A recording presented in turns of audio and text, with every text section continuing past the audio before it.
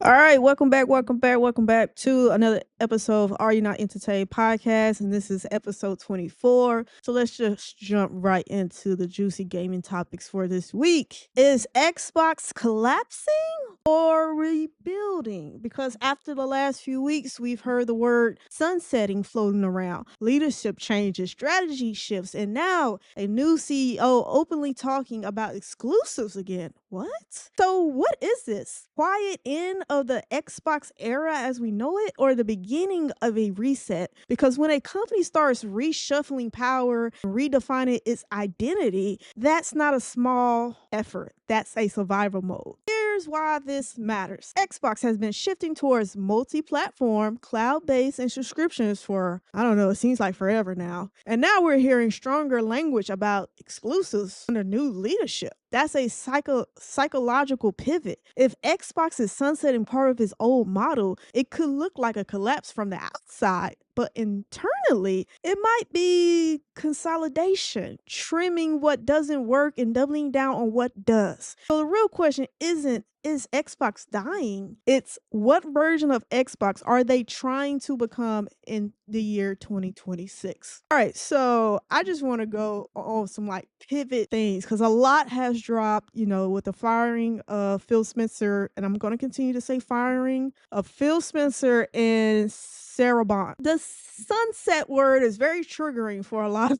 people right now that I've seen on Twitter and YouTube and everywhere else. What does that actually mean? Is it hardware? Is it services? Is it strategy? Is this downsizing or restructuring? It's kind of, sunset can mean a lot of different things. New CEO, new direction, stronger. She's talking about exclusives again. Xbox reversing its multi-platform approach. Leadership change usually signals strategic reset. Identity crisis. Listen, is this console brand? Is this about Game Pass platform, publisher, ecosystem? Because I've said, hey, Microsoft and Xbox look like a fucking publisher. That kind of was the whole stint of subscription, cloud-based, play anywhere on anything. You kind of had to be a publisher in that sense. So that's kind of a shift too. And financial reality. Backed by Microsoft, owns major IPs, Activision Blizzard, still investing heavily, quote unquote. I don't think that's to be accurate or to be true. They are really looking at the pocketbooks and seeing that they overpaid for a lot of these studios. So now they're looking about ROI, return on investment, and they're seeing that they're not getting a lot of return on any of the motherfucking studios they bought, overpaid for investment. So collapse would mean maybe a retreat. This looks more like a repositioning more in my eyes personally. But Infamous, what do you think about all this stuff that this new CEO is saying and kind of putting out in the universe? And can she make good on all the things that she's talking about? Because it really would be a 360 shift, no pun intended. No. Wait, no? Okay, I'm sorry. You know Infamous got to come in hard and give it to you crazy. So God damn. You asked me a lot. I'm gonna break it down. Okay. One, I don't think she knows what the fuck she's talking about. That's one, because she has gone on record saying she's trying to understand the business. That's even crazy. Though you just became coming from the CEO. Yeah, you're made CEO and you know nothing about the business. That's bad. But she didn't make that decision. That her superiors did. I don't believe she knows what the fuck she's talking about. I think she's hitting the major buzzwords to soften the blow of Phil's and Sarah Bond's, and I'm gonna keep it that way because I'm gonna keep it like that because you can say what you want. Oh, she wanted to change the pace. No. She was fired. Let's call it what it is. I believe she's trying to just come in as smooth and easy, a nice calm transition. She don't want villagers panicking and trying to abandon ship, because the truth of the matter is it's two things that's gonna happen. She is brought in to sunset Xbox, and she's gonna do it in a very corporate-y, sleazy, slow method. And by the time people realize it, hey, it's already done. She is here to turn things around. Supposedly. But I'm going to say this. I'm going to explain why I'm saying it. Phil was at Xbox for a very long time, almost 40 years. He did a lot to course correct the ship from Xbox One generation. And from the Xbox One generation. And somewhere along the lines, either him and Sarah fucked up or he just fucked up. He just was like, hey, You know, they don't care. Why should I care? You know, I'm just trying to do whatever. Promises he made and how he drove and steered Xbox, Microsoft was just like, hey, bro, we let you spend a lot of money that you are not showing me on this. You're not showing me the proof in the pudding. Juice was worth the squeeze, however analogy you want to give it. And his attitude towards certain things, and I'll bring up key points just in case someone wants to challenge me in the comment. I think it was Redfall, and people were extremely disappointed in it. He went on an interview and said that there's no universe as Xbox put out a game that's an 11 out of 10 and people sell their PlayStations to buy Xboxes. Oh, yeah, I That's remember not that. going to happen. Continuously just admitted defeat to his competitor, his main competitor. And to the Xbox community, they did not like that because a lot of them are saying that's not true. If you do just make good games, you know that will happen. If you build it, they will come because that's what happened from PS2 to 360 and then 360 to PS4. The platform showed up and the consumers followed suit. But for whatever reason, he just did not go that route. And then you add on Sarah Bond and the news that we've gotten that the whole Xbox Play Anywhere initiative, whatnot, that supposedly that was her thing. I've heard some interviews and some people say that's not fully true, all of hers, but we're not going to get into that. You can't tell your consumer, I'm going to make said product. You can buy the product from me and play it on my other product, or you could buy it and play it on anywhere else. Okay, well, I'm just going to buy it and play it on anywhere else. I don't have to come to you to buy it. You're giving them the option to choose, and that's just not how this game is run. And I understand times are different, things are moving and shaking differently, but that's the basis on how all this started. Xbox became what it was because of a cutthroat attitude, exclusives, and pushing the envelope, the narrative. Xbox was just not happy performance across the board. They were constantly double digits in the negative for hardware, and we all know they're moving towards leaving hardware, etc. I'm gonna say that's not true. I'm gonna go on a quick rant real quick before I get to the other question. The hole that Phil Spencer and Sarah Bond has dug Xbox, I don't believe Xbox wants to be in that hole. I believe this Asha, I can't pronounce her last name, lady is here to not truly reverse everything that he did because there's some stuff they just really can't change, but to try to course correct and soften the blow as much as possible if she's not here to sunset. But things of the console not selling, the digital only, not pushing the physical games, that's a lot of money that's being left on the table that I believe she will try to turn around. She's either here to slowly sunset this or she's here to correct a lot of errors that Phil and Sarah are doing. Now, I'm going to predict this. Microsoft is probably you're going to start seeing them really probably push a narrative on the hardware more. You're going to start seeing their games come back in an actual physical because that's what Microsoft cares about. And apparently she was made CEO because of everywhere she came from, she made money. I'm gonna take and leave it there. So she's either gonna kill it or she will improve it. And by the time those improvements come, we will probably be in the next generation. You can't come in and be like, hey, Game Pass is gonna go back to $20. That ain't happening. As much as fans don't like Xbox games going on PlayStation, they make too much money. They're well too deep into that. They can't pull that back. They're too many years deep into Game Pass Ultimate Xbox games day and date release. They can't pull that back. That would really put a killing blow. There are too many major decisions that was done before she came in line that she just can't undo. But what she can do is make amenities. Ryan McCaffrey from IGN suggested the $15 tier. Make it to where the longer you subscribe to that tier, once a quarter you'll get a voucher for a free game. And there's no time limit on it. So let's say you hold the tier for all year, you'll have 4 vouchers at the end of the year. You can buy whatever game you want, whether it be $70, $80. Give back to the consumer is what they could probably try to do. I still stand on what I said before. I don't think she knows what the fuck she's talking. We'll see what she do. Only time will tell. Yeah, so I have, and I'll keep this short. I have a completely different outlook about the CEO just because of all the reports that's coming out at the same time. Now, I will say sunset is a very strong word and is very generalized as the ending or the death. I think that Xbox is going to try to position themselves and probably, like I said, in a different view and they know that things and decisions that were made, and I'm not even saying it was all Phil Spencer or Sarah Bond's fault, because at the end of the day, Microsoft and Xbox are held responsible for these decisions that have been made and for how long they have been made and pushed out in the narrative. So let's not ever blame two individuals for a whole company's decision for almost a decade. All right, so let's not excuse that. Okay, Xbox is held very much responsible. Now I probably put more responsibility on Xbox because, like you said, we've lived through the 360 days, and then the fuck up of Xbox One, and the continuous just damage of the reputation. So Xbox will never get a fucking pass. Now, second, the reason why I have a different opinion, the whole AI executive thing that was put out when the firing of Phil Spencer and Sarah Bond happens, that kind of gives me an indication that she is just a faceplate, kind of. Xbox already know what they're about to do and how they're about to go about doing it. She is just here to try to like build a bridge, like, hey, we know we fucked up for a while, let this new face come in, say all the, like you said, buzzwords to get the people going and try to repair the reputation damage they've been having for like a decade plus. So I think Xbox already know what they're about to do for the next 10 years, and whether that's doubling down on Game Pass,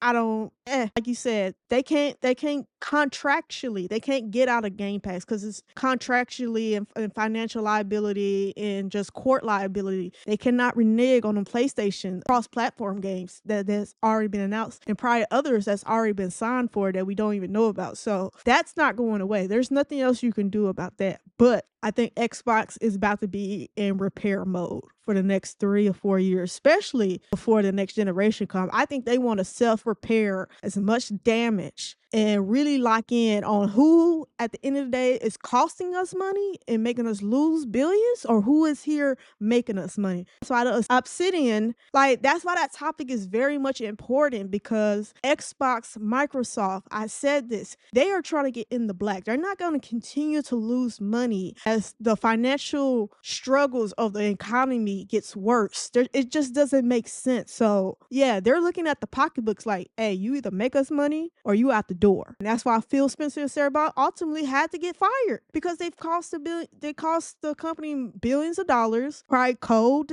pick decisions, and they want to go in a new direction. They cannot do that with Phil Spencer and Sarah Bond being the face of their new directions. So I just think this CEO is kind of, and maybe she can prove me wrong. Listen, I am all for her coming in, doing exactly what she's saying, all this exclusive, and we're gonna look at the cross-platform initiative that we did, and blah blah blah. Hey, because a lot of people on Twitter was like, yeah, she really got the people going with all the shit she was saying. But I'm like, yo, listen, I know Xbox has fanboys that's diehard, but at the end of the day, let Xbox prove you right. Xbox for the last 10 years has proven everybody wrong in the expectations that people still held for them from the 360 days. Like every year it was just another disappointment.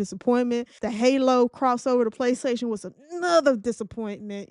Gears, all that. They have done nothing but disappointed their main audience and supporters. Like I said, I haven't cut my Xbox on Series X in probably since I really got it in that first 6 or 8 months. I haven't cut it on. So I really do hope the CEO does give me a reason to cut on this expensive ass box. That's really nothing more than decoration, right? I hope it proves all the fanboys, and I'm not even trying to be funny when I say fanboys, like the supporters of Xbox. I hope she does something real and that resonates with the fans and could get people that old feeling back. But I think she's more of a face piece. I think Xbox already said what they're going to do, and they probably was very upfront with her when she accepted the position. This is what we're going to do. Now, does that align with what she's been saying and preaching? And don't know. Only time can tell. But that's kind of how I feel about it. And we're going to get into, Sarah Bonds and Phil Spencer more in the topic. But, definitely let us know how you feel, what you think. Do you believe everything that she's been saying? Or do you feel like she's trying to paint a little dream-like fantasy world and really just pulling on your heartstrings that will get people talking about Xbox again? Because for the longest, people have been like, you need to go back to exclusive. Why are you doing this Game Pass shit? Blah blah blah blah. But let us know in the comments how you feel and what you think. New reports are coming out suggesting Sarah Bond might have been tough to work with. Now, that doesn't automatically mean drama, people, but in the middle of leadership shifts at Xbox, that detail matters. Because when a high level executive exit, the stories about internal friction start surfacing. That's usually not random. So, is this just the cost of strong leadership, or was there more tension inside Xbox than we realized? Here's what we know. Several report claims that there were internal challenges tied to management style, and that perception may have influenced the leadership transition. Now, let's be clear, tough leadership isn't always bad. Some of the most effective executives are demanding, but timing is everything. When you pair these reports with strategy pivots and structural changes at Xbox, it suggests this wasn't just a casual departure. So the real conversation is this: was this friction, or was it a clash of vision during a major turning point for Xbox? All right, so I'm gonna just get my piece out first. Listen, the timing of this. Listen, I work in the corporate world for a while. I know corporate bullshit when I see it. At the end of the day, I feel like Xbox is being very, very, very shady, and the headlines and this shit leaking right now. So very much fuck Xbox and Microsoft for doing this. And listen, I'm not even a Sarah Bonds fan, but I can see corporate bullshit from a mile away. Don't leak this shit now after you fired her. And then two, bitch, you're still responsible for whatever happened during her time employed, because while you kept her employed for how long and how many years and let her be the face of your initiative and blah blah blah blah blah. Like, no. So much of this shit is such bullshit from Xbox and Microsoft, and shifting blame is trying to distance themselves for these bullshit ass Game Pass decisions, the cross bringing Halo to PlayStation and all these Xbox major exclusive franchise to PlayStation. They're trying to shift blame and responsibility, but at the end of the day, absolutely not. Xbox and Microsoft must be held liable for anything that happened during her employment. I don't give a fuck. I honestly, if these reports to be true, don't believe Xbox would have paid this woman a salary for as long as they did. No, if that's to be true, and you felt so strongly about her leadership, why did you employ her for so long? I'm just not buying it, and what does tough really means, that's such a loaded word, and can mean a multiple of things. I just think Xbox is really trying to distance themselves from the whole initiative that Sarah Bond and Phil Spencer had during their time in employment before they were fired. I'm going to continue to say they were fired because that's the honest truth. Perception versus reality. These reports are not confirmed. They're narrative driven. I want to point that out. None of this stuff is confirmed. No real people have came on the record and probably will never come on the record. But public perception is very much, you kind of live and die by your public perception. So this is very damning for Sarah Bonds as she's back on the job hunt. So I find this to be very, very disgusting. I do not like this. I think Xbox and Microsoft are very, very shady. And they need to be held responsible for anything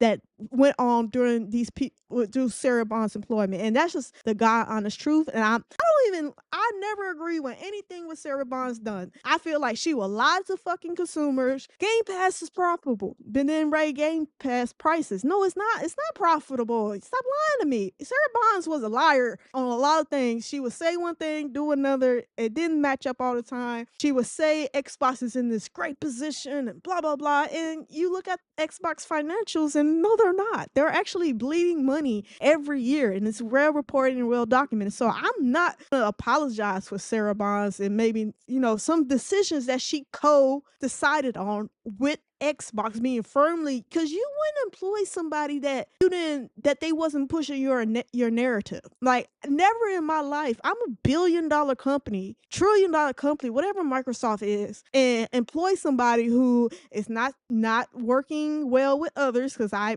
pay all these other people's salary. Why is your salary so special than other people's to make me keep you around if you're quote unquote tough to work with? And then two, if you wasn't fucking delivering on what I told you to deliver. Xbox Xbox, whether that was Phil Spencer, painting this beautiful picture about cross platform and multi platform and play anywhere on anything, regardless of the fact you okayed it. And Microsoft and Xbox are, in my eyes, responsible and really the most responsible party out of these three relationships. And that's Xbox/Microsoft, Phil Spencer, and Sarah Bonds. That's a three-way relationship. I'm not even trying to be funny. It's a three-way. So any decision that was made, all three of them had to okay in some type of form or fashion. So, but that's how I feel. I'll turn it over to my cousin now and let him get his shit off. So I pretty much agree with what you were saying and how you feel. You have this individual who was hired by you, who was vouched for by another high paid individual. And the moment she now exits, leaves, whatever verbiage you want to use, oh, she was so hard to work. Oh, these terrible decisions. This was all made and done by her. Okay, one, why did you allow it to go if you didn't agree with it? You run the company. You paid her salary. Now that she's gone,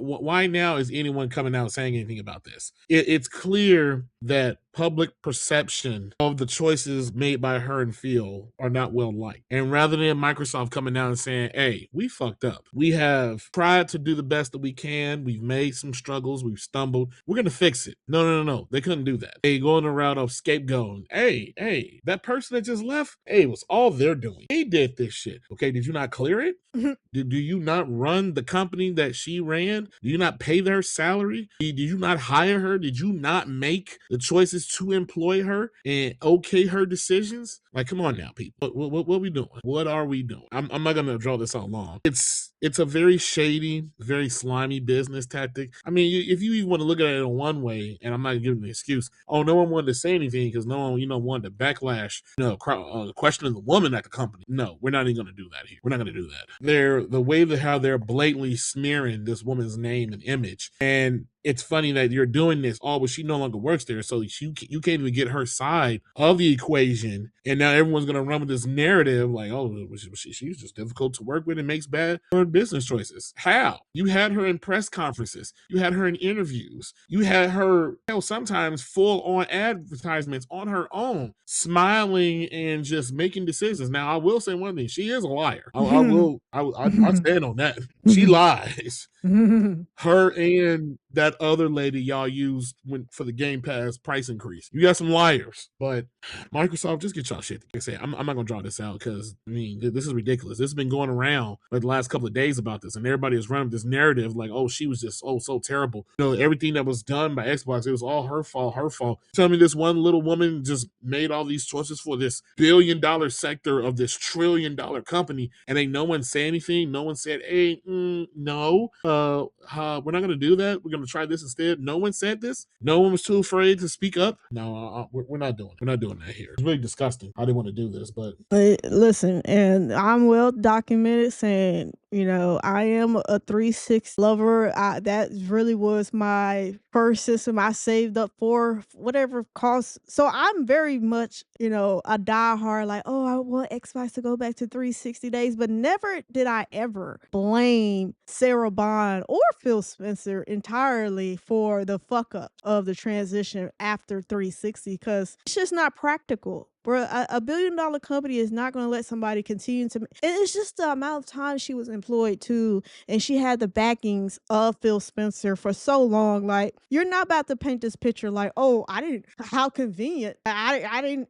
Listen, I had nothing to do with the decisions. No, fuck that. You shut the fuck up. Like, no fucking way. No billion-dollar company is going to fucking get that shit off. And listen, it's very unfortunate in 2026 if you get unemployed, the market, the financial outlook on the economy. I hope she gets employment. I hope she gets something respectable. And because it's the biggest things that happen in your life, you're not even in the room when these decisions are made. So, I should have heard nothing but positive energy. And that's even coming off the fact that, I think Xbox has been fucking up for the longest time. But I'm not blaming that entirely on Sarah Bond, because I don't think she had the power. And maybe somebody that work at Xbox will get on the record and put put their ass where their mouth is and really go on the record and say in detail something that will make me believe that Sarah Bonds was just this unquestionable figure at Xbox and no one could go against what she said and she had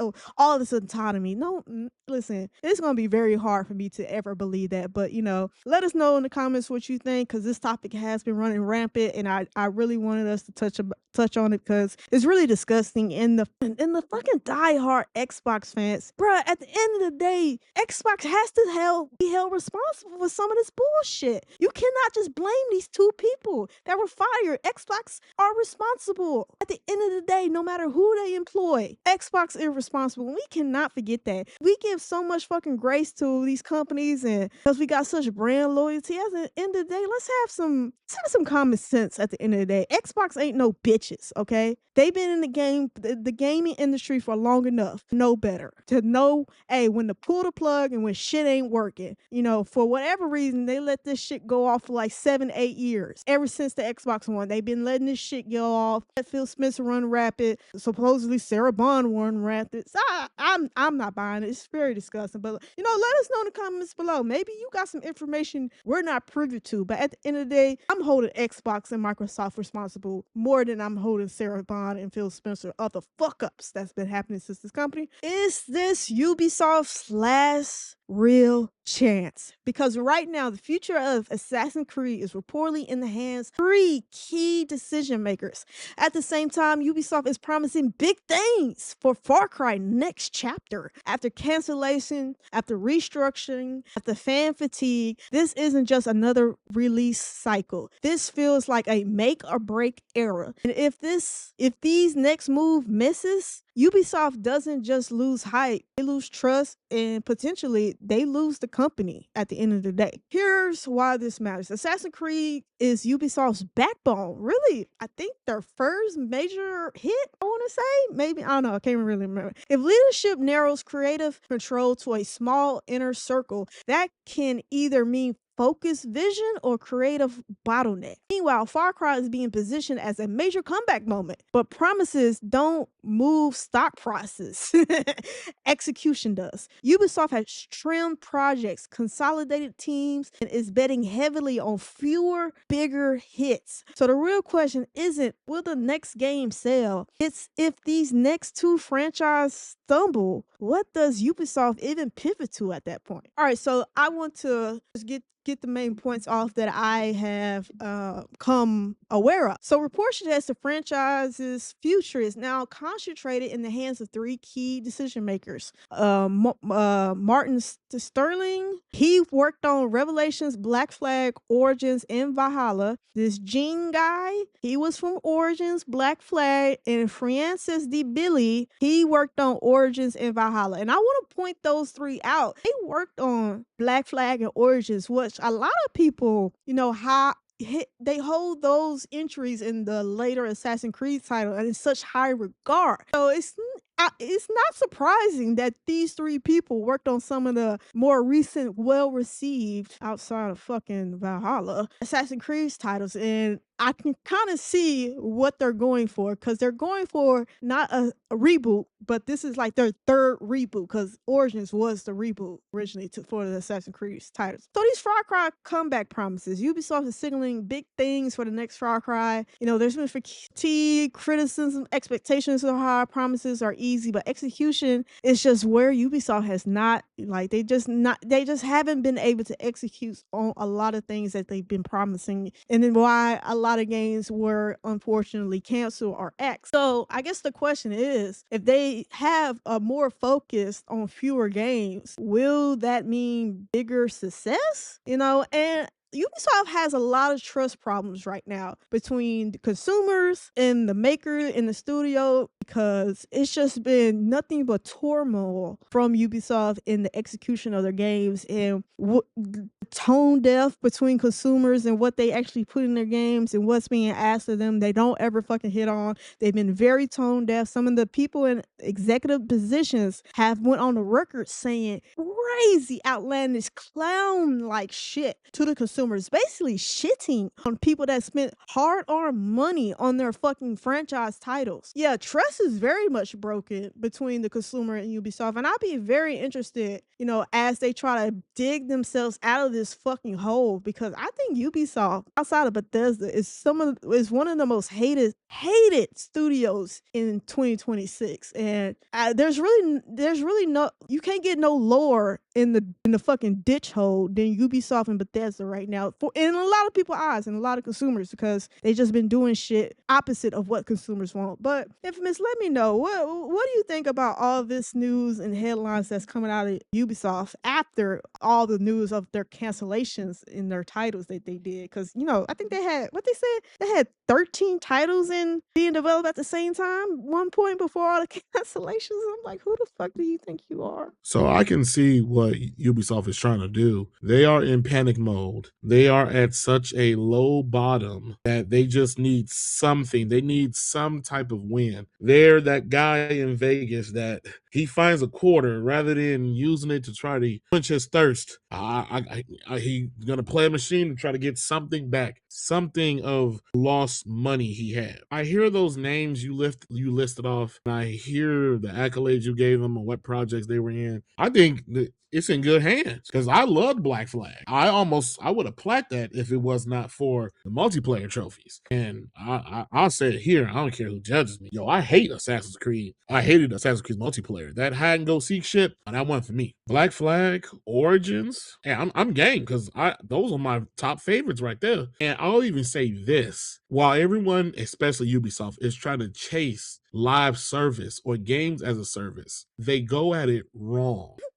Let Assassin's Creed Valhalla be I don't want to say blueprint, but a good example. It's a full-fledged game that could be played offline or you could play it online, but it was just how they supported it. It had a good amount of DLC that came out. It had 2 expansion series, and then they did another bigger expansion with it. The Valhalla thing and the weird supernatural storyline one that they went to. And I understand some Assassin's Creed purists feel like this is bullshit. It's not what the series is about, and that's true. Yeah. And let's be honest, the only reason it sold was because it had the Assassin's Creed name attached to it. That's the only reason. But I'm gonna reel it back in. 3 guys that this series hands is in now. I'm optimistic. I'll say that. I won't, be very negative on it, because if they were the key leads in some of the most pivotal or important or highly regarded Assassin's Creed, I mean, when you hear Assassin's Creed, there's 2 entries you would hear the most. 2 started Ezio's story and Black Flag, the ship combat, the naval combat, and how they really did that open world. Every Ubisoft franchise has a pivotal game that they really hit their peak, and they just kept trying to replicate that, but they just kept failing, in a sense. I am curious to see how they go about with this approach, because they have trimmed the fat. They are really starting to seem to get kind of focused, as opposed to all the running around like chicken with a head cut off. Now it seems like they're all right. Between the layoffs, the cancellations, and just really letting everything go, they're like, we need to really go back to basics. In a sense, my only thing that I would pray or hope for with Assassin's Creed going forward, and people have said this from the beginning, let the present day shit go. No one cares about that. At least once they killed Desmond, no one cared about that anymore. I'm all for it, because Black Flag, every time you kept going back to the president, the Abstergo, and all the other shit's going on, it's like, yo, no one cares about this no more. No one cares. Open world timepiece sandbox with a little bit of history, a little bit of accuracy, and a little bit of fun added for good measure, like the Leonardo da Vinci tank thing. We all know that didn't happen, but it made the historical pieces fun to play. I'm all for that. So I am optimistic to see where this goes, but I highly concur. This is really probably their last leg. Really, between the Division 3, this overhauling of Assassin's Creed, and whatever the hell they probably got up their sleeve for the next Far Cry. This is it. Everything else It's white noise. The Just Dances, the rabbits, fuck all that. It's these three pillars and nothing else. I would say this here too. I don't care who judges me. The Division didn't need to be an online only fucking game. It really did. Oh God, yeah. Not the first one, not the second one. We're in their last phase. We're in the show me phase now. So let's sit back and let them show us. Show me what you can do now with the amount of money you have lost, the lawsuits, the stripping of the company, the numerous of thousands of employees that have let go, been fired, walked out, everything. We are in the last arc of Ubisoft's story. So please indulge and show me. And let's just see where it goes. Yeah, listen, I've said we've done a few Ubisoft topic videos, and I've said I really just want the company to go away. I want them to go away and somebody else pick up their IPs, just like with the Fable. Original creators are not making this latest Fable game, and I'm not even saying that they're going to do it right, but I'm just saying I'm just fatigued of Ubisoft making the same fucking mistakes over and over and over. It's not even mistakes; it was done with intent, evil and nasty intent. And I don't know how they had 13 games in development at the same time. I don't know who they thought they were. If they thought they was Rockstar or something. Their stock is trading single digits. They let all these people go. They're saying they're trying to save over 200 million pounds over the next 2 years. So listen, Ubisoft is definitely, like my cousin said, it's in the twilight hour, bruh. Like, this is like the Rocky movie. He's in them last couple rounds trying to make it. And who knows? There's no guarantee that they're going to come out in a winning position. But I do like the fact that all three of those key decision makers worked on Origins, because like I stated, Origins was the reboot. It was the revival. It was the, all right, let's fix what we've been fucking up for so long with the latest Assassin's Creed game. So I do like those three people had a good part of the Origins development. And that's the only thing that it made me raise my eyebrow, because like I said, I want Ubisoft to go on that gentle good night. But I feel like if Assassin's Creed has some type of hope, it's definitely with these three decision makers, because they was involved in Origins and Black Flag, highly regarded Assassin's Creed games that are, like I said, more recent than the original set with Ezio and all that. Hey, definitely let us know in the comments what you think. Do you think this is Ubisoft's last chance? Do you think they can pull themselves out of this hole? And will they do right by the Assassin's Creed franchise and the Far Cry franchise? Because I was like, listen, I knew Assassin's Creed is in the works and Division, but the Far Cry, I thought they had kind of like put that shit on the back burner for a while, because I know the latest Far Cries were met with a highly, highly negative response from consumers. But let us know in the comments below what you think and how you feel. Sony just moved Wolverine's release date a little earlier, just a smudge. And the timing is interesting because GTA 6 is looming over the entire industry. So now the question is this just scheduling, or is Sony adjusting because nobody wants to launch anywhere near Grand Theft Auto 6? And when one game is expecting to dominate the entire year, every other publisher has to react. And if Sony blinked first, that says a lot. All right, so this is just a little funny topic for me. Here's why this matters. GTA 6 isn't just another release. It's projected to swallow attention, money, and media cycles for months. If Wolverine's date shifted to avoid that window, that's not fear. That's just strategy and good business. But perception matters sometimes, because when major publishers start moving their biggest exclusives around one title, it reinforces just how powerful Rockstar's position really is. So the real question isn't, is Sony scared? It's, does anyone actually want to compete with GTA 6 in 2026? Like I said, this is just a little fun topic to me, because there was some original reports saying that Wolverine was coming out like late fall, which we all know GTA 6 is slated to come out in November. So that would have been a very, very close overlap. Grand Theft Auto 6 is expected November 19th, and now Wolverine has solidified a release date of September 15th. And is that enough to really give Wolverine the window to breathe? Because I don't think it is. Listen, I listen. I think if people are in a position where they're only going to buy a certain amount of games for the year, everybody's going to circle GTA 6 over Wolverine. Listen. This is just healthy competition comparisons for me. Let's not fool ourselves. Like, yeah, Marvel's Wolverine did look good.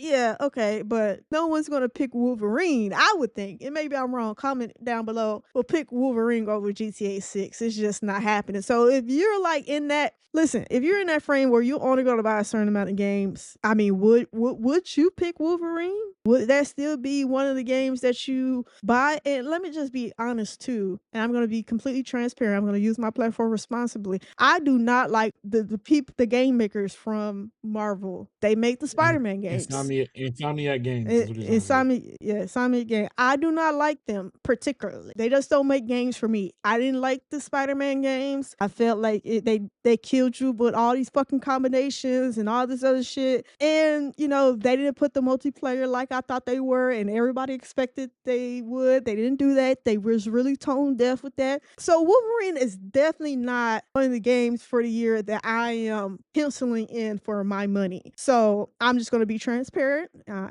People can say this is going to be a heavily favored topic for GTA 6, and it probably will be from my viewpoint. I also want to point out what does release like a couple days later is Phantom Blade Zero, and this was showcased at the Game Awards, and I was like, this looks pretty goddamn good. And I did some research about it. I looked it up. I said, oh, yeah, this might be this is one of the titles I penciled in for the year. And now that Wolverine is right there in that window, I'm not saying I was gonna buy it anyway. It definitely is not gonna get picked now because I'm going to get Phantom Blade Zero. I think it's a better game, more intriguing game, and just because, like I said, I don't really fool with this game maker studio. So listen, I'll turn it over to my cousin. This is just a real good comparison of just like the expectations of where the dollars will go. And listen, I want to leave on this point. I will not fault the studio of the game maker of Wolverine to say, hey, we need to move this up, get out of the way of GTA. I think no one in their right minds in 2026 will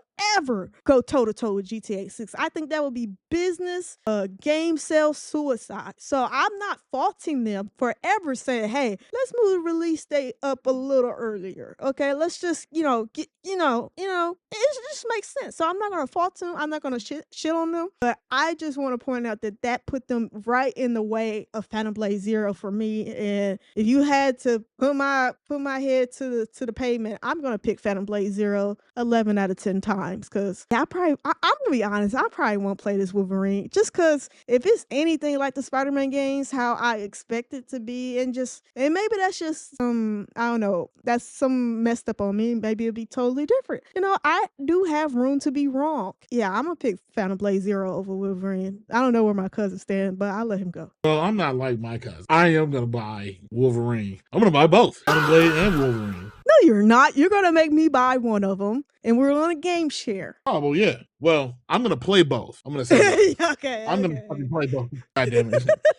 But I'm gonna approach this from a different angle. I believe it's not necessarily Sony is afraid of GTA. GTA is gonna help them make a lot of money because they're gonna make a lot of money off GTA. They're gonna get their 30% cut off every copy sold on PlayStation for that. And since PlayStation is the lead home console system, they're gonna make a lot of money for that. What I'm gonna say is what they did was Insomniac went to them. They had a nice little huddle. They made a little campfire with some s'mores and was like, hey, if you want this to hit the numbers that you want it to hit, we need as much time as possible to make this work before GTA comes out. And their best place for them to do it, they said, we'll give you 2 months. September 15th to November 19th. Got 2 months to get people in and get some of this money back on this. And I believe that's what they did. Yeah, smart business. It's smart business because we all know, we've talked about it to a nauseating length, how long these games fucking take and how much money they blowing. It's not just Sony wanting this game to succeed so they can make their money back. You got to pay Disney for this game as well because of the license. Yeah, you're right. So whatever money that comes in, they gotta fork over X amount of money to Disney before they even start counting their own money. That is one of the debacles that a lot of people have brought up with these license games, because you need to put more effort and have to worry more of its success, because you're not just paying your own people, you got to pay the guy that you got the license from. I will say this, as my cousin brought up the Phantom Blade Zero. This is kind of to me, a conundrum, because Phantom Blade Zero is an exclusive on PlayStation, and now Wolverine is also an exclusive. So you were having two big exclusives a week apart from each other. So now That's you're not asking people ideal. to, it's not. You're asking people to put their bank on nostalgia or to put their money on something new. And to me, this just, I'm not saying this is done purposely, but it smells like the same bullshit choice. How Titanfall 2 got fucked over, being sandwiched Ah. between Call of Duty and Battlefield, each game being a week apart. That's just not how that works. Now, I'm pretty sure they probably ran numbers and did this and etc. And they're like, oh well, the Souls like people will buy this, and but it's an unnecessary gamble, But because everyone is not like me and my cousin. Well, one person can buy the game and another one fucks the bill on the other one. You recover on both ends. Everyone is not like that. Not too long ago, the people who are making, forgive me, I don't mean to say it like that, but I just don't remember the company's name. The people making Phantom Blade Zero, they just did an interview not too long ago reassuring people like, hey, we know how this game looks, but it's not a Souls-like. And it does have difficulty options for you, because I was like, oh God, thank you. I am, for one, getting burnt out of all the Souls. Like, every fucking action adventure or action RPG don't need to be a Souls like. It really Yeah. don't. So I'm happy that they had said that. Them saying that probably just opened the doors to a lot more people buying, trying it out, because they got a problem with this boss or problem with this counter. Hey, just turn the difficulty down. We're all adults. We're all respected, well-rounded gamers. Who cares you beat that guy on normal and another person beat him on hard? Who gives a fuck? Experience the game. But I do know a lot of my peers, a lot of friends I know, they have not tried certain games because they're like, oh, well, I don't do Souls like. I'm like, hey, I totally get that. Some of them I buy and some I don't. Shit. Mm-hmm. But I can understand, bringing it back, reeling it in, I can understand Sony's position on placing Wolverine where they did, because any closer, people are just like, I ain't gonna have time for this shit. GTA is X amount of weeks away, and they're just gonna save their money. Just gonna save their money. You to put this October 20th, they're like, nah, too close.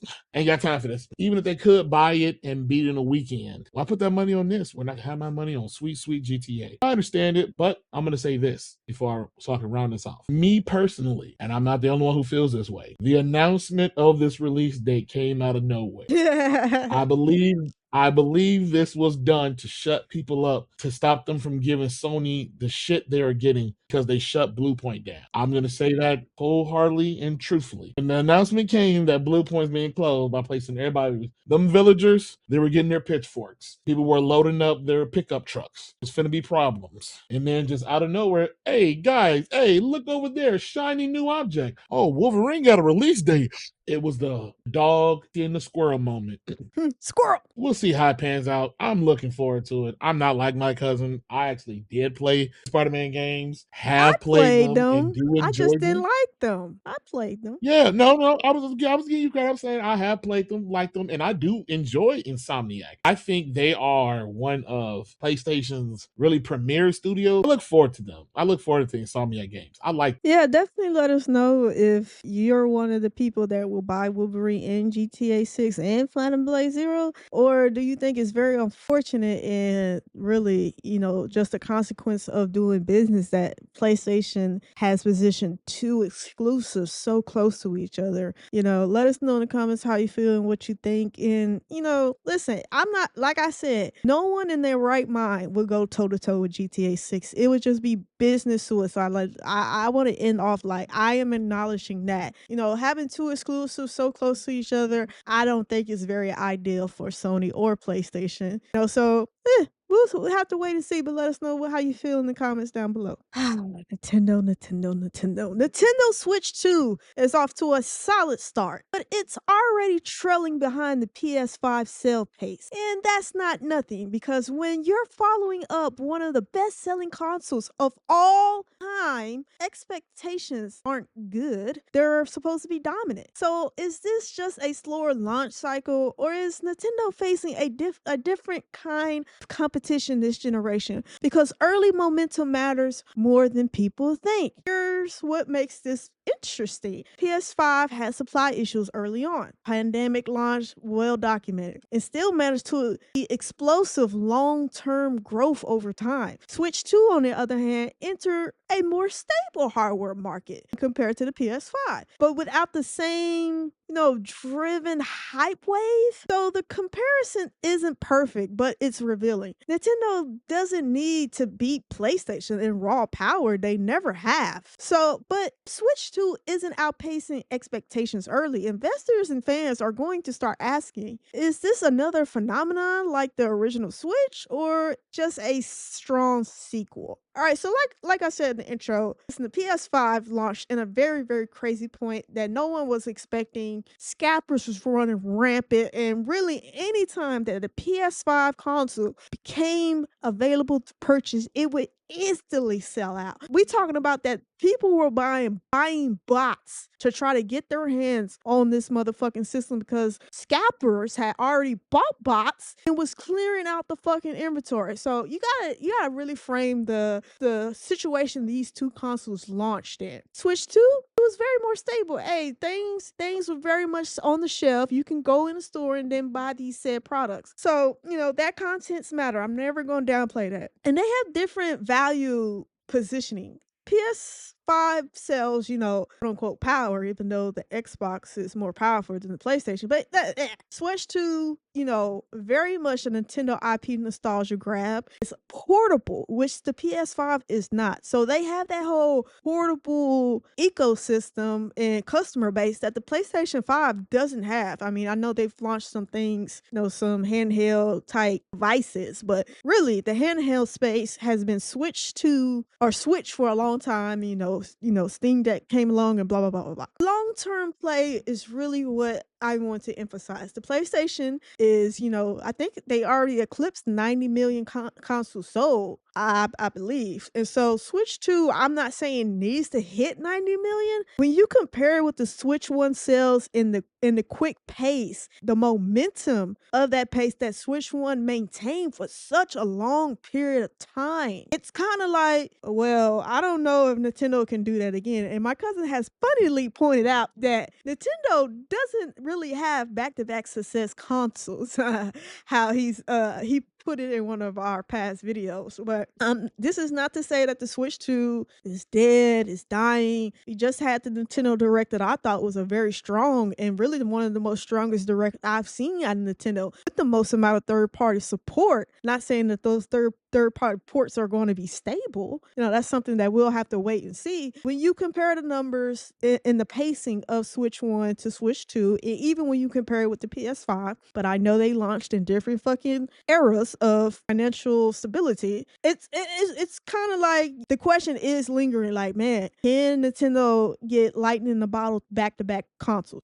I don't know. I just think that the value of the Switch 2, the price, is just not, it's not where it's at for the people that are not Nintendo diehards. Because now when you go 6 months, a year after launch, the diehards are already bought the system. Now you're looking on the casual buyers. And for the casual buyer, I don't think Switch 2 pencils out. And I've said this on past videos. Why would you ever release a OLED Switch 1 and put an LCD screen in the Switch 2? That's not OLED. It doesn't make financial sense. And people have commented on our videos saying, hey, I bought a second Switch 1 OLED just in case something happens to my original, because I'm not buying this Switch 2 at its current configuration. It doesn't make sense. But, it's an interesting topic that we'll surely follow, because we follow all Nintendo topics. I'll let my cousin give his 2 cents about this topic now. I'm gonna double down There's a few things my cousin pointed out. And the commenter who said that, hey, I'm right there with you, bro. I have a backup OLED just in case because mwah. But typically, and Nintendo fans, I'm sorry that I'm not sorry. Nintendo does not have back-to-back successes with their home console, even though the Switch is not a console, it's a handheld. And I just want to add real quick, my cousin really needs to put like a asterisk mark on the word portable because this bad boy ain't really portable. It is huge. This ain't something you slide in your pocket and just keep on going. But It's a Steam Deck, I though. find it, I mean, yeah, so it's a Steam Deck, you know? That's why I call them handhelds, not portables, because they Oh, ain't okay, portable, okay. but I got you. I got you. yeah, it is. It's kind of daunting if you look at it without emotions. That the hardware that's 5 years old, that's been on the market, is outselling the new kid on the block, even when the new kid on the block is cheaper. And you can point out whatever excuse you would like. Oh, you know, PlayStation put it on the sale. Okay, the Switch 2 could have went on sale, which Nintendo will not do. They only put stuff on sale if they're losing, and in their eyes they're not losing. The hardcore diehards have shown up for the Switch 2, and that's great. You know, I know some people who enjoy it, and I'm like, you all are fucking crazy, because the reason there's no OLED in the Switch 2 is because they're going to sell it to you later on. They're going to do that. There will be revisions of the console, just like there was a Switch Lite and a Switch OLED. They'll probably do the same thing with the Switch 2. But as far as the numbers, you will think we are ragging or just Nintendo haters, which is not true. I've admitted I have multiple Switch Ones. I have hundreds of Switch One physical titles, and even more digitally. There's no one who's just hating on them here. The numbers speak. The Switch 2 is trailing behind the Switch One, and it's not selling off the shelves as you would think. Because I'm going to say this.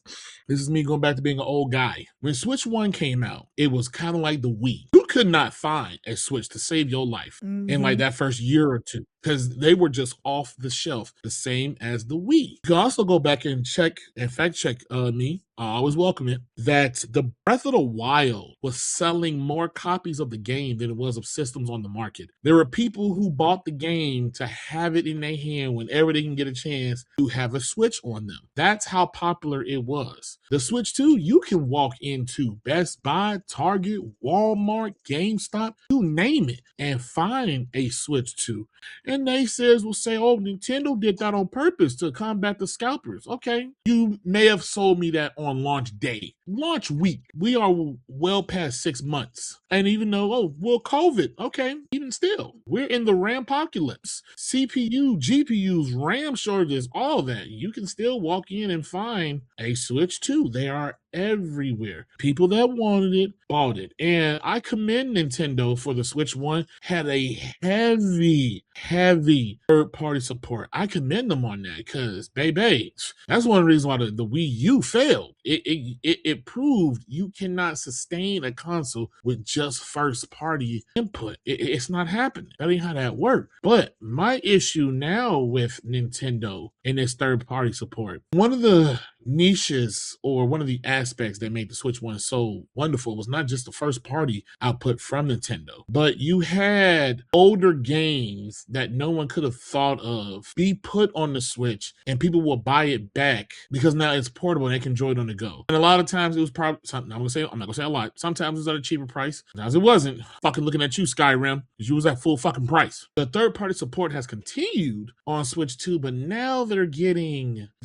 current gen games day and date, like Resident Evil is on the Switch, even though it's the key card thing, and that's a topic for another day. But my point I'm trying to go with is people are putting so much stock and faith into the Switch 2 that they're not like, oh, we'll put it on there later and make sure you can run this. They're just like, no, it'll just go day and date. Games on the Switch always had a compromise, whether it was in slight gameplay, interface, whatever it was, how it looked, how it ran, there was always a little caveat because it's on a smaller screen, it's on lesser hardware. And I mean, if you take away the PS5's price increase, the Switch 2 is just $50 less than a original MSRP PS5, but performs significantly less. this newfound greed or mind shift that Nintendo has. I don't see it playing out because that's just not what it is. There's no one buying a Switch 2 to play Fallout 4 on it or the Oblivion remastered. Now, I'll be full transparent. I thought that Fallout 3, Fallout New Vegas, and the original Oblivion would get ported to the original Switch. Those games were old enough where you could port them and have little compromises possible. But Nintendo was like, hey, we're going for the big and the bold, and I'm curious how this will pan out. You can check, once again, fact check Infamous. You can fact check Square Enix and look at the sales of the Final Fantasy shit. I think it's remake. That's the first one. New one, yeah, people bought up the physical thing case of it because it had an exclusive Magic the Gathering pack in it. And I promise you, they did that on purpose. They did it to make sure they get them things off the shelf. But at the same time, I'll say this, Square Enix was smart. They put a port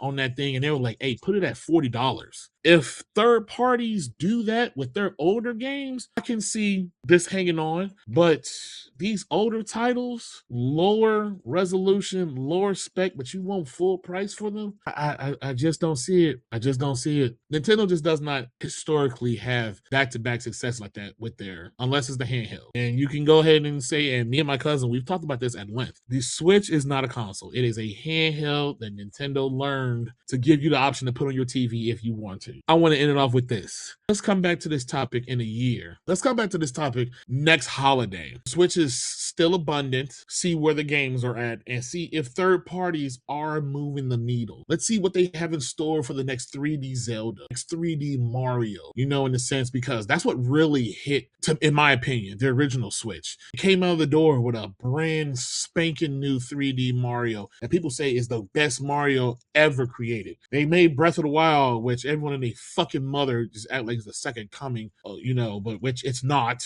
All right, hey, I already said what I had to say. Let us know what you think, how you feel, and are you a happy purchaser of the Switch 2, or are you still on Switch 1 OLED or Switch 1 Lite waiting for the value to meet the price tag that is the Switch 2? Let us know in the comments down below. Arc Raiders just dropped the Shredded Guy update, and the reaction is mixed at best. Some players are calling it underwhelming, some are saying it feels recycled, and others are starting to ask a bigger question. Was this update lazy? Or is Arc Raiders quietly in trouble? Because in live service games, perception moves faster than hatches. Let's get to why this is important. The update was supposed to keep momentum going. New content, new enemies, something to pull players back in. Instead, parts of the community are questioning the depth, the replay value, the long-term roadmap. Now, to be fair, not every update has to be massive. But when expectations are high and engagement starts slipping, even a decent update can feel disappointing. So the real conversation isn't, did they add content? It's, does this update show confidence?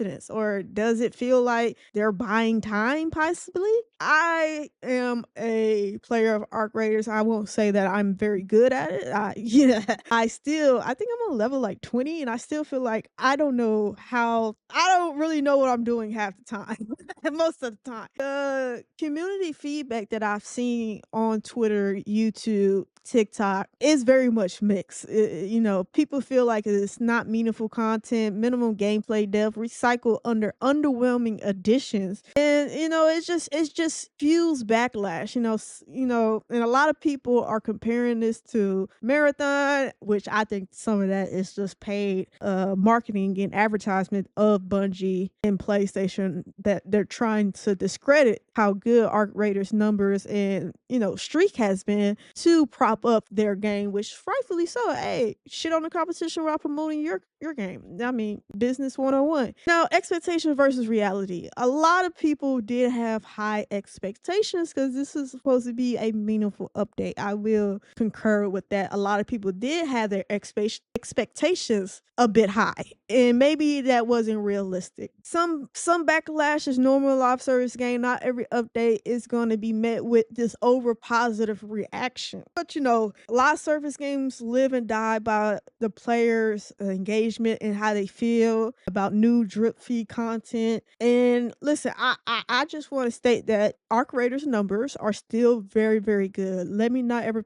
point the picture of the game is dying, but But this, like I said, it was supposed to be a meaningful update. You can see all the screens, the new enemy types, the new map conditions, the cosmetic stuff, and all that. I ain't gonna lie, the enemies do feel like it's been recycled, because I mean, basically we already have enemies and feel the same. The firefly, he just has fire. That's basically a hornet, whatever those are called, but it's like souped up in this special looking future like armor. And the comment, the fucking fireball, that we already have such an annoying ass ball that spits out fire, and this one is just, listen, they just love to catch a motherfucker on fire, I guess. But I can understand some of the negative contents of this update. Somebody comment on one of our past Arc Raider videos. It was like, the reason why this game is meeting with so much negative reviews is because there's not a lot of in-game content, which I can understand. Once you've done trials, you've done the reset, you've done this prestige mode.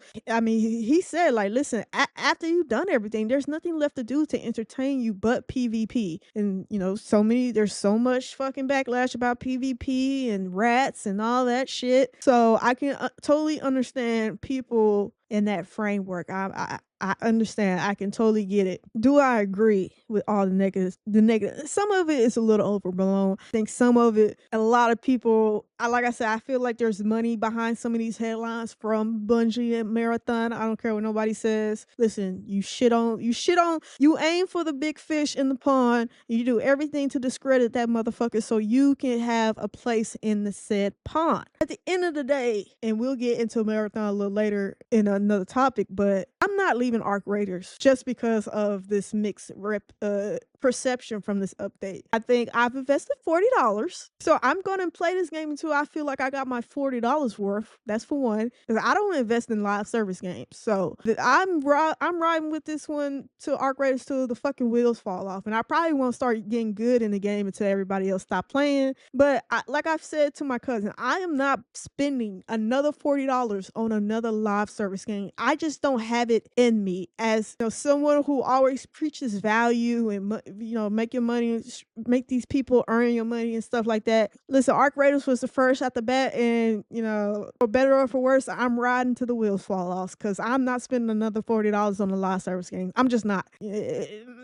Not for, like, I have like real adult shit to do in my day to day. I cannot time wise spend as much time playing one live service game, but two, it's just not in the works. I have real grown up shit to do. The pod is crazy with my time, spare time. I'm trying to do everything else. So listen, for better or for worse, I can understand why people did not like this update. I do agree that it feels like some recycled shit, and it's nothing but a map condition, and it's a hurricane, and it's just like, oh, okay. And so I understand, and I'm not going to say they're wrong or they're right. Listen, you're entitled to your opinion. I'm just going to say it doesn't matter, because, bitch, I'm in it for the long haul, because I already spent my $40. And for better or for worse, I'm going to play this bitch until I get my money's worth. But, that is Arc Raiders, update in a quick, the backlashes, everything is going on. Do you have anything to add on to any of these highlights we pointed out for the update? Nope.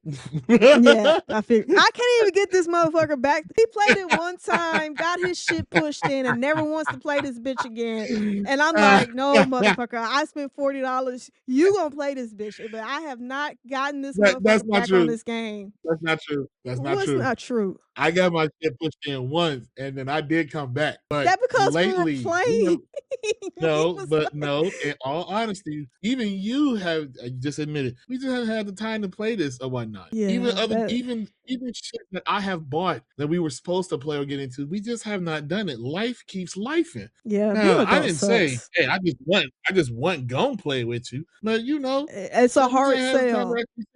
Now I will say this: I don't have nothing to add on to this update or what's going on, because I have not played it. I ain't touched Arc Raiders in a minute, but I'm just gonna bring this up. This is what I was talking about. I was talking about how this game came out and it was burning so bright and everybody loved it, and now people have played it and ran through everything it had. You need to keep satiating the hunger of live service players. And to them, they probably thought like, oh, well, we're giving them something. It ain't enough. You don't need to give them a bone. You need to give them some meat to chew through, then play with the bone when they get done. And as far as what you're saying, it's a map condition, a fucking hurricane. Okay, that ain't enough. Yeah. And then it's crazy that what you're saying is most people are like, yo, once you get to the end game, it ain't shit to do but PvP, but to rob people. All right, well, It ruins everybody ain't else that what the fucking hell people day. complaining about? Yeah. Yeah. Yeah. Yeah. Yeah, that's what people was mainly complaining on. So it's like, hey, this is that thing that these live service games run into. People have them for a while, they hot, they burn through them, and they burn so bright, and it's like, all right, how you gonna keep this momentum going? By the time they either figure it out or try to, hey, the player base then moved on. They gonna go back to whatever they was playing beforehand and be like, oh man, that was a nice quick refresher, a nice palate cleanser. They gonna go back to their Tarkovs, their Fortnite, or whatever the hell it is. It may be because it's a hard sell to take someone away from what they're already accustomed and used to. But just like I said with the High Guard video, you asking people to pay money to be invested into something. And you have, I'll call them the weekend warriors, the dudes that get off work, go straight home Friday with beer and pizza and light up Call of Duty for the weekend. Hey, that's pure engagement. And Call of Duty does this every year with, you would think, little investment. That's not true. They pump the maps. They pump Warzone, the battle passes, and all that. And even though all that shit is bad and it's what most gamers don't like or hate, for the type of gamers that play this type of stuff, that's what they enjoy. That's the food. That's the bread to the butter. And you don't have that, or you ain't got a finite plan to keep these fucking people hungry. Hey, once people move on, they move on. And that's Yeah. any game, live service, sports. Because when the new 2K come out, you don't see nobody on the old one unless he got some financial problems. So hopefully, hey, and this is coming from me, someone who don't really play this game like this, I would like to see Arc Raiders succeed, because as gamers, we keep asking for something new, and then when something new comes, we don't show up. Well, this time people showed up, so hopefully they get it together and they keep it going. But I will say this, they really should look into giving the people what they want. Give them a PvE only lobby and switch up some type of, have maybe a different type of progression system to it. And the reason why I say that is because if they made raid content that was strictly PvE, or raid content to once you got to a certain point, 2 or 3 PvPers enter to the map and you need to, whatever that arc you killed or took down, some shit like that, just something to differentiate itself. You can't just keep relying on what made you hot at launch, because people get bored. Yeah. And what is Attention it? This came out in spans is October? it came out Yeah, October 31st. October. So no, man. This ain't even 6 months old. So hopefully they can still keep it together, and we'll keep, well, my cousin will keep reporting this. This is her thing. I'm trying to get her into fucking other shit right now. Yeah, I wanna continue to preference that. Hey, Arc Raiders still has concurrent players that reach over 100,000. The 3-month peak is nearly 500,000 players. So I'm not saying that the game is dying, but the complaints are getting louder and getting louder and getting louder. And like I said, people have been asking for P versus E only modes, while P versus P say, nah, bitch, that's the whole point of the fucking game is V versus P versus E. Now, how long will Arc Raiders developers embark hold on to that stance and they standing on business that we're not giving the PvE only mode? Hey, only time can tell. I cannot tell the future. I am not a wizard or a psychic, but it'll be very interesting to see if the player count does dip a steady rate because people are getting bored. New players are annoyed because people are only doing PvP because there's nothing else to do.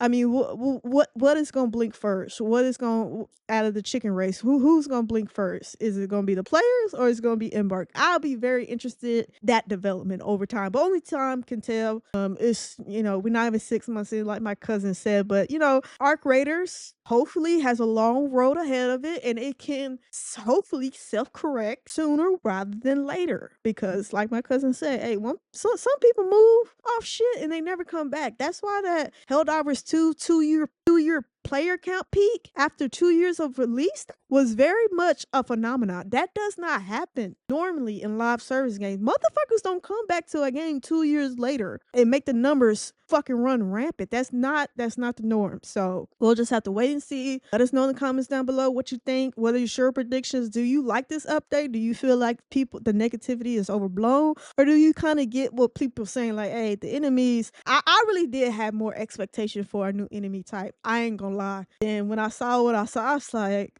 okay, bro. Like we could have got something else than this. But I'm not gonna lie. The new enemy type did disappoint me pretty much. But anyway, let us know how you feel in the comments down below. And that's a wrap for episode 24. We did a lot of juicy topics this week, and a lot of different range from Xbox to Ubisoft to the Switch to Arc Raiders. But definitely let us know in the comments down below if you agree or disagree, or just give us your opinion on how you feel about any of the topics that we cover in this week's episode. But you know already how this goes. We'll see you at the same place, same time next week, and we'll catch you then.